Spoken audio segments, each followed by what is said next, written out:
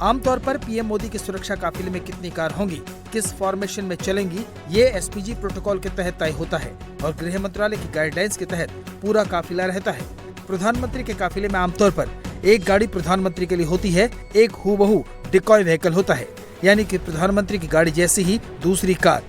Protective parameter के लिए एक आर्मर्ड एसयूवी होता है। इसके अलावा जैमर से लेस टोयोटा फॉर्च्यूनर, कम्युनिकेशन वाहन, एम्बुलेंस और सपोर्ट वैन शामिल होती है। साथ ही इसमें रूट क्लियरेंस गाड़ियां भी होती हैं। लेकिन अब पीएम मोदी ने अपने काफिले को काफी छोटा कर दिया है। पीएम मोदी के साथ ही केंद्रीय मंत्रियों ने भी अपने काफिले में शामिल गाड़ियों को कम कर दिया है।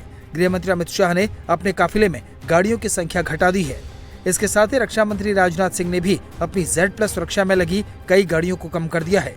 तो वहीं नितिन गडकरी ने भी अपने काफिले को छोटा किया है।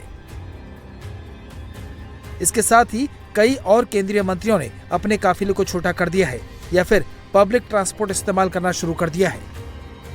प्रधानमंत्री मोदी की अपील के बाद कई राज्यों के सीएम ने अपने काफिले में शामिल गाड़ियों की संख्या घटा दी है। यूपी और एमपी से लेकर बिहार और उत्तराखंड के मुख्यमंत्रियों और मंत्रियों ने अपने काफिले में गाड़ियों को कम किया है। यूपी, एमपी, गुजरात, उत्तराखंड, पश्चिम बंगाल, राजस्थान के सीएम के काफिले में शामिल कई गाड़ियों को हटा लिया गया है। सारे ऑस्टेरिटी मेजर हमने आज अडॉप्ट किया। गवर्नर, चीफ मिनिस्टर का कॉन्वॉय साइज डाउन साइज होगा। नया व्हीकल हम अगले 6 महीना नहीं खरीदूंगा। स्क्रैपिंग को हम लोग एनकरेज करूंगा।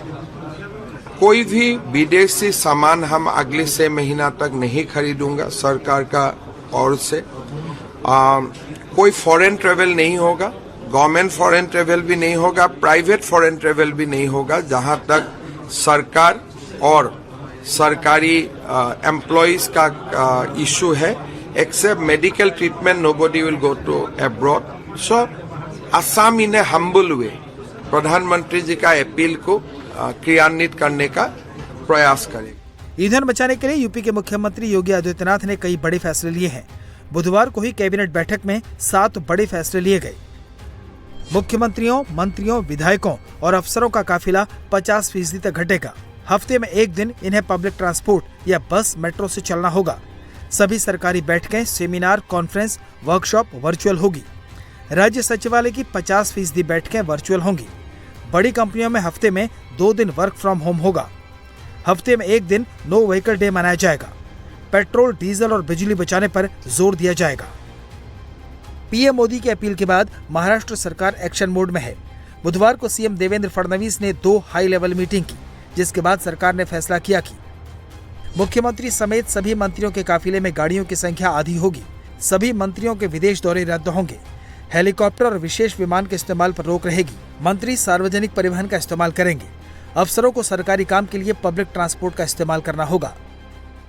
महाराष्ट्र सरकार ने, चाहे वो हमारे सिक्योरिटी का मामला हो, जो सिक्योरिटी के कॉन्वॉय होते हैं, जो विदेश यात्रा के मामले हो, या अलग अलग प्रकार से जहां पर देश का जो फॉरेन एक्सचेंज है, वो जिन चीजों में खर्चा होता है, उन चीजों का कम से कम इस्तेमाल कैसा हो, इस प्रकार का प्रयास हम लोग कर रहे हैं। इसके बारे में एक बैठक भी मैंने बुलाई है और निश्चित रूप से प्रधानमंत्री जी ने जो संदेश देश के लिए दिया है, उस दृष्टि से महाराष्ट्र भी काम करेगा। आपल्याला खरं म्हणजे मला सीएम फडणवीस ने आज दोपहर 12 बजे भी कैबिनेट की बैठक बुलाई है। इस बैठक में सरकार कई और बड़े फैसले ले सकती है। सूत्रों की माने तो सरकार प्राइवेट सेक्टर में वर्क फ्रॉम होम, कारपूलिंग और पब्लिक ट्रांसपोर्ट को बढ़ावा देने के उपाय कर सकती है। ईंधन बचाने की पीएम मोदी की मुहिम में एनडीए नेताओं का भी साथ मिल रहा है। महाराष्ट्र के डिप्टी सीएम एकनाथ शिंदे ने ईवी कार का इस्तेमाल शुरू कर दिया है। वहीं बिहार के सीएम सम्राट चौधरी ने भी इलेक्ट्रिक कार का इस्तेमाल शुरू किया है। इसके साथ ही इलेक्ट्रिक व्हीकल को बढ़ावा देने के लिए बिहार सरकार ने नई ईवी पॉलिसी को मंजूरी दी है। बिहार में इलेक्ट्रिक कार खरीदने पर 1 लाख रुपए की सब्सिडी मिलेगी, जबकि इलेक्ट्रिक स्कूटर या बाइक खरीदने पर 12,000 रुपए तक की सब्सिडी मिलेगी। इसी तरह इलेक्ट्रिक ऑटो खरीदने पर 60,000 रुपए तक का इंसेंटिव दिया जाएगा। प्रधानमंत्री की अपील का असर एयरलाइन कंपनियों पर भी दिखने लगा है। Air India Delhi, Chicago, Mumbai, New York, Delhi Shanghai Chennai Singapore route पर अपनी सेवाएं टेम्परेरी सस्पेंड करने की तैयारी कर रही है।